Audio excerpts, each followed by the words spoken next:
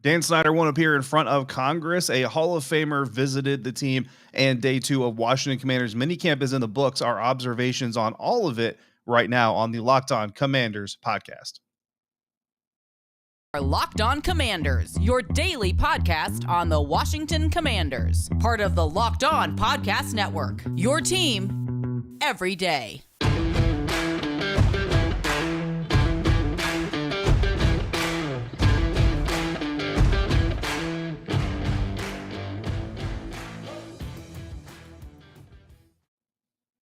Welcome in, Commanders fans, to the Locked On Commanders podcast, part of the Locked On Podcast Network, your team every day. We are your daily podcast covering the Washington Commanders.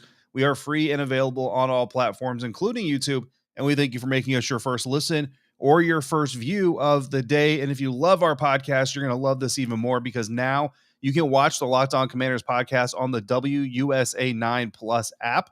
WUSA 9, your CBS affiliate in Washington, D.C., has a new streaming app that is a game changer for local news and sports in the DMV. Download WUSA 9 Plus app now for your Roku or Amazon Fire TV stick. I'm David Harrison, covering your Commanders for Sports Illustrated's Fan Nation, and my co-host Chris Russell, the Rooster, is one half of the Russell and Medhurst show over on the Team 980. You can find Chris and Pete there Monday through Friday from 3 to 7 p.m. Eastern Time, or anytime along with this show on the Audacy app. When we're not there or here, you can find us on Twitter at DHarrison82, at WrestleMania621, and at LO Commanders.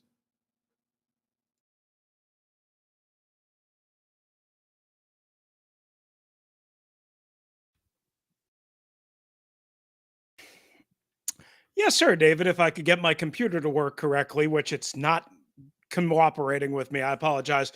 Once again, good afternoon, everybody, and thank you again for making the Locked On Commanders podcast your first listen and your first watch of the day. So, David, we are brought to you, as always, by our friends at Blue Nile.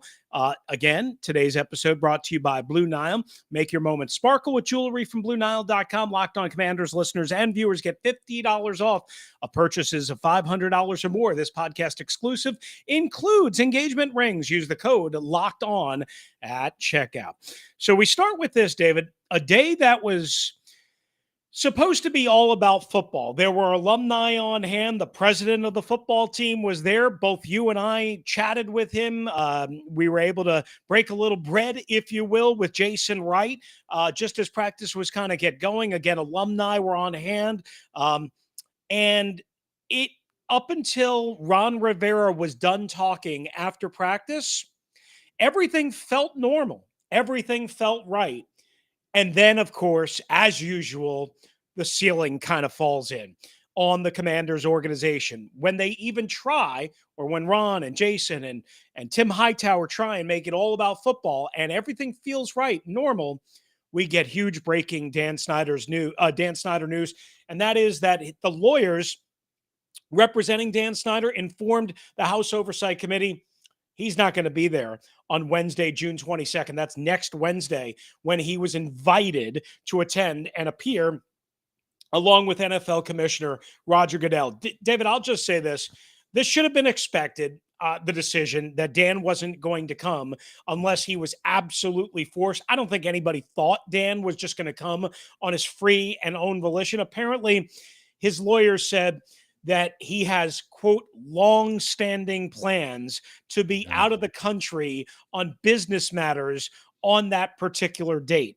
And he said, or one of the lawyers said, that the committee would not entertain alternate dates. Now, I don't know what to make of that last part, but does this surprise you that, hey, somehow it took us 3 weeks to respond, but somehow Dan Snyder had convenient alternative business plans out of the country on No. Wednesday, June 22nd.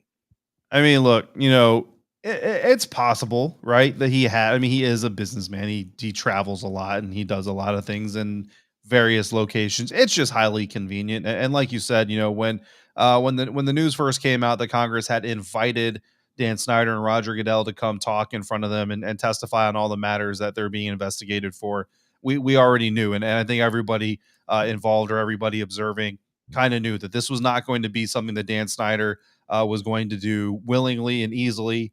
Like this entire process. I mean, just from day one, this entire process, Dan has shown nothing but defiance, and the fact that anything he does do or anything he does unveil is going to be done against his will, and it's going to be done. Like the old adage is like pulling teeth, right? So that's what you expect. That's what there is. The funniest part to me is that you're gonna tell Congress that a businessman can't change his plans. 3 weeks out or 4 or 5, 6 weeks out from the date that they requested you to come talk. But you're going to ask an active working arm of the United States government to change their plans so that you can then be president. It just kind of is what it is. But this is the way that when Congress inevitably or somebody inevitably, I know people were kind of talking and mulling over possible ideas, and I'm not legal. I'm not versed in legal aspects enough to really kind of say this is what the next step is going to be for Congress. But once they get Dan Snyder in front of them, because if Congress wants them in front of him, he's going to be in front of them eventually. This will be his way of saying, "Oh, we tried. Remember back in June, we tried to make it work with you guys, and you didn't. And now I'm the victim, and I'm the poor put upon billionaire." It's not going to work then. It's not working now. I mean, for what it's worth, again, it's fully possible that Dan actually did have something scheduled for that week or for that specific day. That is fully possible. But at this point in time, Dan Snyder has burned so much goodwill with people by being caught over and over and over again in half truths, misleading or lies that nobody's going to believe what he has to say. Yeah. My only thing is if he had long-standing plans, business plans, as the lawyer said, how about like we find out about this 3 weeks ago, the day after the invite? How about we not wait for 3 weeks or a week before the event? That's just me. Maybe I'm wrong on that. I don't know. I'm certainly not Dan's secretary. The question that I would have now, David, for you is what do you do if you're Congress? Do you subpoena Dan Snyder and say, no, you have to be here or you have to be here on the first agreeable date? I don't know how that part works. I would subpoena him because that's me. But I'm more of a jerk than most people. I would absolutely subpoena him, and as I said, I would subpoena his stupid cruise ship too, and get that, and get that docked in the port, in the DC Marina or whatever it is. Whatever you got to do to get him on Capitol Hill, I would do it if I was Congress. I think they're going to do it. And then the other question is, what do you do with Roger Goodell? Remember, It wasn't just Dan; it was Roger Goodell. And as of this recording, we haven't heard anything from the NFL. Which isn't unusual. The league's always sleeping at the wheel. I mean, honestly, though, like to this point, right? It's possible. Like I kind of wonder if you're in the National Football League. Remember, we had those rumblings about owners potentially kind of getting sick of what's going on with Dan and his ownership of the football team and everything. I mean, this could be an opportunity if you're Roger Goodell in the National Football League to basically. I mean, I don't know that people are going to start calling you the good guys, right? But you can kind of basically put yourself in a light where, look, we're the agreeable arm and all this other thing, and all the other things. And either that one puts pressure on Dan. He says, okay, hey guys, I was able to pull some strings for you. You owe me one, but I'll be there. I was able to make it happen. Look at me being the good guy. Or if anything, the NFL then goes in front and kind of says, look, here's what's going on. Here's everything that we know that we have available to us to share with you. And the other NFL owners start to look at Dan as even more of an outsider and perhaps, whatever votes that are missing. I know Jerry Jones, the speculation is that he's really tight with Dan Snyder and he has so much power in the league that until he gets on board, really nothing is going to happen. But perhaps, I mean, again, Jerry is a business owner and a businessman as well. He's got a legacy he wants to leave, behind with the Jones family and the Dallas Cowboys. So, I mean, that could be something that kind of sparks a little bit of it's an interesting decision for the NFL. In this case, I don't really blame them for kind of not saying anything until Dan says something. But now that Dan has said something, now kind of those, it's almost like playing, poker. Like now we've got the flop. Let's see what the NFL does with the rest of the hand. Well, I'll wait for the NFL to first acknowledge the Jack Del Rio mess and disaster and nightmare, and then I'll wait for them to get back to me on this. Please, I mean, the NFL. Stop slow playing this. Let's go. Let's get to the truth and let's wrap this up, please, so we can all move on and actually talk football. Speaking of which, David, coming up, you and I, we're at Washington Commanders minicamp practice once again on Wednesday morning in Ashburn, Virginia. We'll take a look at what Hall of Famer was coaching up the Commanders defensive line the next few days. That's next on LOC. Absolutely. And look, if Tailgate Ted can't be productive at work, at least we can be productive at work for all of us, hopefully. And BlueNile.com can also be productive for you if you're looking to celebrate life's special moments, whether you want to create the custom engagement ring of her dreams, gift a classic or timeless jewelry piece, whatever you want, you can get all of that at all the prices you won't find at traditional jewelers. Whether you're ready to pop the question or you're celebrating a milestone moment, find jewelry as unique as her with the modern convenience of online shopping at BlueNile.com. Build the engagement ring of her dreams or celebrate life's special moments with fine jewelry. No matter what you're looking for, Blue Nile has jewelry experts on hand 24/7. So make your moments sparkle with jewelry from BlueNile.com. And Locked On Commanders listeners, you get $50 off purchases of $500 or more. This podcast exclusive includes engagement rings. So use the promo code Locked On at BlueNile.com. That's code Locked On.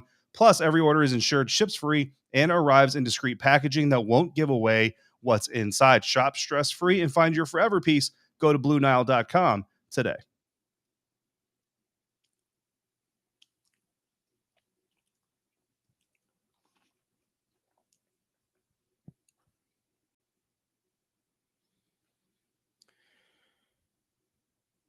All right, thanks for making the Locked On Commanders podcast your first listen or your first view every day. If you're like our guy Tailgate Ted, I mean, he's the ultimate Washington Commanders fan, and you can be the ultimate NBA mock draft fan, which starts June 16th. That's right. It's coming, boys and girls. Over 50 insiders. Nothing equals the ultimate NBA mock draft. The Locked On NBA Big Board draft experts plus the Audacy insiders. The first pick, again, is June 16th. That's Thursday. Search Ultimate NBA Mock Draft and follow now so you don't miss a pick.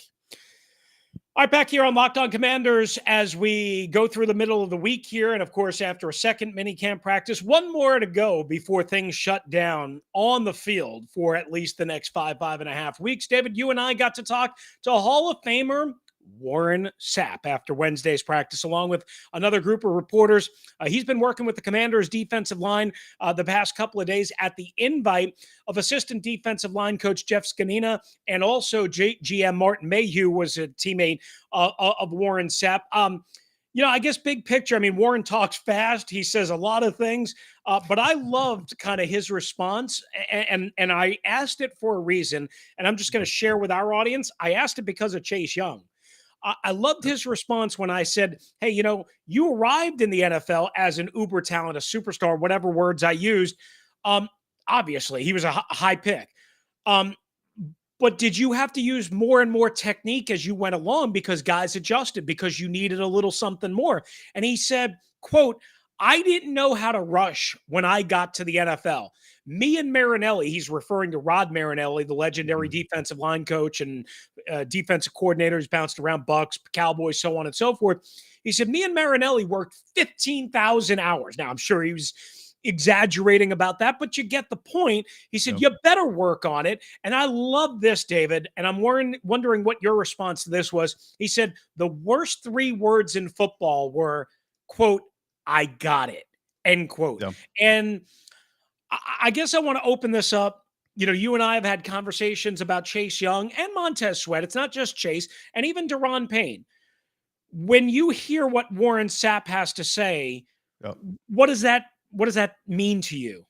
I mean, look, first of all, his energy, it's infectious, right? And I kind of stood back, actually. And if you look at my Twitter account, I've got some pictures of Warren talking to all the media members, and you can kind of tell from the photos, I'm outside the scrum. For one, it's really hot out there, guys. Like, I'm not really looking to squeeze into a scrum with all of you guys in 91-degree heat in the middle of June. But 2, I've talked to Warren Sapp. I cover the Tampa Bay Buccaneers. I've, we're not buddies. Like Warren's not gonna say, oh yeah, David Harrison, I know him. But I've talked to Warren Sapp. I've been around him. I know that engagement is really like, and it's a great time. And you could really feel it. I love the phrase of, I got it, are the worst 3 words in football, because I think that really translates to any performance based business. Because if you look at performance based businesses, right, whether you're talking about athletics, whether you're talking about music, whether you're talking about, acting in industry, or medical, right? Medical is a performance based business. If you're a surgeon, you start losing patients all of a sudden, you're not going to be a surgeon for much longer.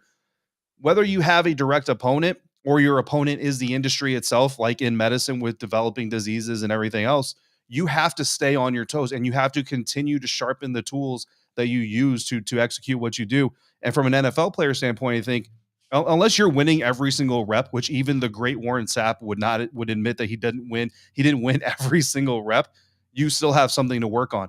Beyond that, this game is forever shifting. I mean, just this year alone, teams are approaching some of these mini camp workouts a little bit differently than they were last year. The Athletic did a recent write-up about that whole trend. So just in 2022, already, we haven't even gotten to preseason. The game is already changing as you're working on it. So if you're not continuing to develop, then your game is going to fall behind. If you're not moving forward, you're being left behind by a league that's always moving forward. And I really like too, when Warren Sapp, he was kind of asked, when did you really get kind of the most work yourself to do these things? And he kind of laughed. He said, right here, right now, after all of you guys leave, after we all stop asking our questions, and the fans or the alumni or whoever is on hand for the day, once they leave, that's when people get the real work, and that's when they can kind of go out there, just kind of focus on what they're doing instead of having the eyes on them. And just a lot of gems from Warren, and that's why he said he's there. Is he wants to kind of help cater to the next generation coming. We had a question on YouTube. Is he going to be the next defensive line coach? No, unfortunately. I mean, you got a pretty good D-line coach anyway, but Warren Sapp, obviously being a legend, I can understand the question.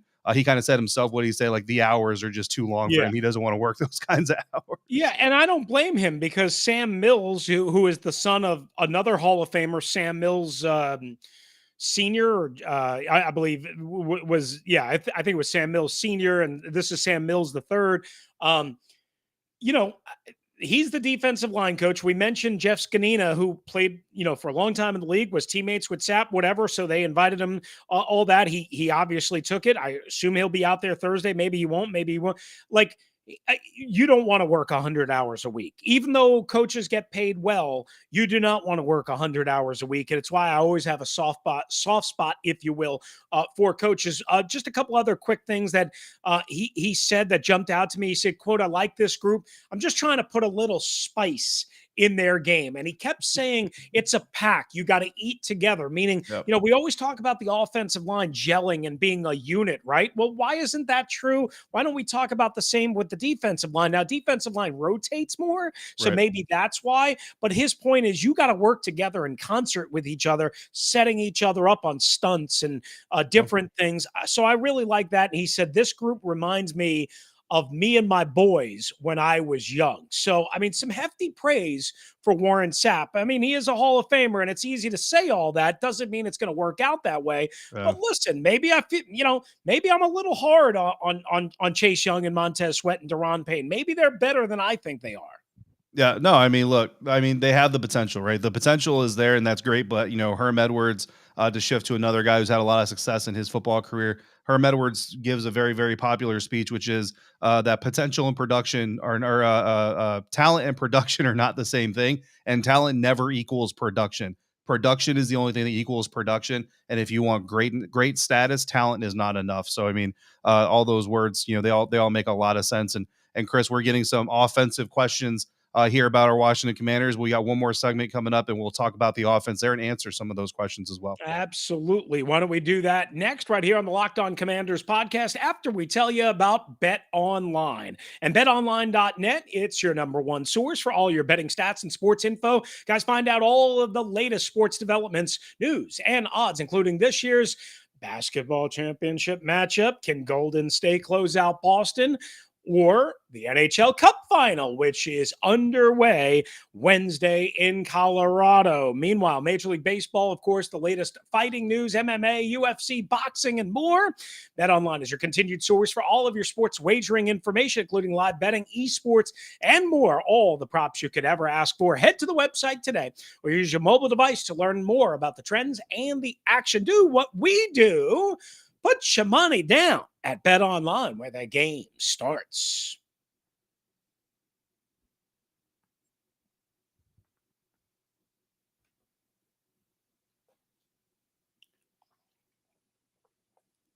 All right, we got one more segment here on the Locked On Commanders podcast today, and we're going to flip over to the defense. But actually, first we have a question, Chris, about the offensive line that I kind of skimmed over there. Charles Leno Jr. walking off the field with trainers on the first day of minicamp, not practicing on the second day of minicamp. How concerned are you, if at all, about that situation?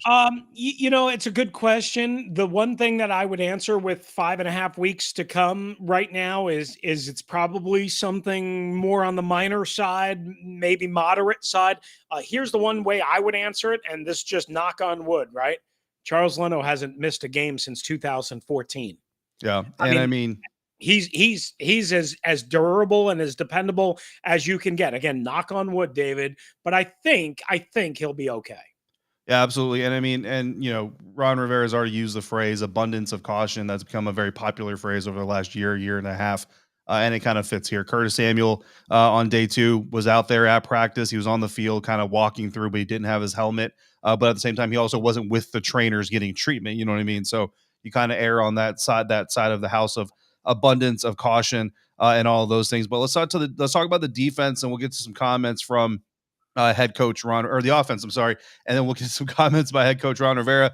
Looking at the quarterback position, Taylor Heinicke, and I know it's kind of unorthodox, right? Why are we starting with the backup quarterback? Well, it's because I want to lead into a very specific player, a wide receiver that not a lot of people are talking about, that we're going to talk about here. Taylor Heinicke, if you guys remember last week, we mentioned that he was the best quarterback on the last day of OTA practice, right, Chris? And he hit a really deep pass. It was timed perfectly, laid out in front of the receiver, behind the defenders, and the receiver was Markin Michael, right? Wide receiver out of Massachusetts, 6 years of experience in the National Football League, so not exactly a rookie, but a guy that not a lot of people know about.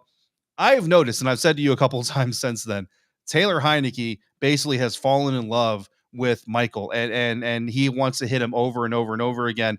Today, Michael made some more moves. In fact, there was one specific play, Chris, that you actually were observing the receivers. I was observing the defense, so I missed what Michael did. But why don't you go and break that down for the listeners? Yeah, so this was right in front of me. Again, like, we all see different things, right? We're all paying attention to little things. I know that, I know that's just how practice goes, right? But I happen to be watching Michael on the line, and he was lined up in press coverage with Corn Elder, a veteran corner. And Taylor Heinicke was the quarterback, and he was lined up on the right side of the formation, split out wide. So it was one-on-one, and again, it was press man coverage. And Michael absolutely just destroyed Corn Elder off the line of scrimmage. Gave him a quick little, and boom, down the sideline. And all right, for those of you watching live on YouTube, don't do that. Sorry. I was just trying to give you like a little bit of color there. But he absolutely blowtorched him. And Corn Elder did close a little bit, but Heinicke put it in perfect spot. David, it was probably about a 35 to 40 yard pass. Again, I don't have exact yardage, so don't quote me on that. It was somewhere in that neighborhood. But the point being is he beat him off the line. Now, Elder did not get his hands on him or jam. So maybe he certainly did not play the right technique from a cornerback perspective. But what I looked at was Elder bit a little bit on a head bob inside, and Michael kind of beat him with a quick jab outside. And you mentioned the play last week. I know some people have said, well, he's dropped a couple of passes. Maybe I just haven't seen those. Whatever. I'm not saying the kid's great. I'm not saying he's getting fitted for a gold jacket or anything like that. Right. He's been one of the nice stories so far out of a team that quite honestly just doesn't have enough nice stories. Yeah, I mean, look, he kind of started to stand out towards the end of the OTAs, and then here in the first, first 2 days out of 3, of this mini camp. So it's a very small sample size, granted, you know what I mean? Before that small sample size, he's doing some good things. He made another move on another cornerback later in the practice. I think Mhm. this throw was actually from Sam Howell, if I remember correctly. Look, Mark and Michael, he ran a great route. He got free from his defender. He got behind his defender. Would have been a perfect pass right between the corner and the safety if the quarterback hadn't delivered it late, because the ball was delivered late. Right. If it was full contact, Jeremy Reeves would have had another receiver laid out on the practice field.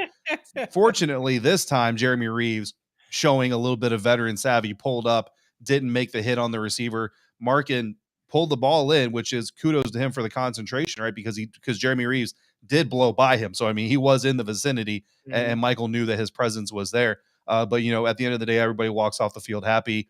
Obviously, not really a catch that you can celebrate, but still a very good play, and a very good week so far for Michael. Looking forward to seeing what he does tomorrow. And then, of course, he'll be a name that we watch during training camp. Great timing. Matthew Frazier actually coming through. Chris, with a question: how has Antonio Gandy Golden look? Because I'm looking at our script, and Chris, Ooh. you have a note about AGG ready to go. Yes, absolutely. Well, first, I'll tell you what we saw in the red zone. Carson Wentz with a very nice looking pass, perfect location, a little bit outstretched over the shoulder, I believe the right shoulder of AGG. It was on the far side, far corner. So a little tough to see, but it was unmistakable to see Antonio Gandy Golden, a big body, right? Converted wide receiver, trying to work at tight end.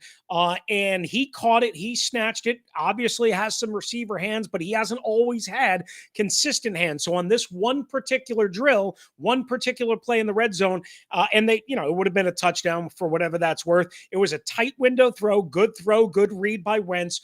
Great route, great catch, great snare by Antonio Gandy Golden. Ron Rivera talked about him Mhm. after practice. David saying, you know what, we're not in pads, but you look and he's got the right hand technique as a blocking tight end. He's got the right footwork. Juan Castillo, the new tight ends coach, working with him to develop him. It Mhm. might be a work in progress, but remember, Samus Reyes made the roster last year, you know, because of the potential he showed, and now AGG has been around the organization for a couple of years. They drafted him as a receiver out of Liberty in their first year. They clearly want to see more of him, and he's got an Yeah. opportunity with Logan Thomas, you know, being very iffy for week one, and Samus Reyes right now being out. And just quickly wrapping this up, David, Brian Robinson, I don't know about you, but he jumped out today, and he's jumped out before. Brian Robinson was just a man child, Yeah. as much as you can be, where you can't tackle somebody. And I picked up a couple of, you know, really good adages, as I was listening to the coaches right in front of us. It was Randy Jordan, and he said after one of his runs, he goes, "When you go to the right," he said, "you're going to be real good." In this league, dog. He said, you know, specifically to the right. And Yeah. I was trying to write down the quote. He said, "You're going to be real good in this league, dog." Yeah. Okay. And I don't know why he said the right. I don't know what it is maybe about Brian Robinson's running style. I don't know. Yeah. There was another run that was off to the left that both you and I saw, and he hit it, and he hit Yeah. it hard. That was a touchdown, right? I mean, and Yeah. listen, I see, you know, King and Skins fan all day. I see you guys talking about defense and everything in the chat.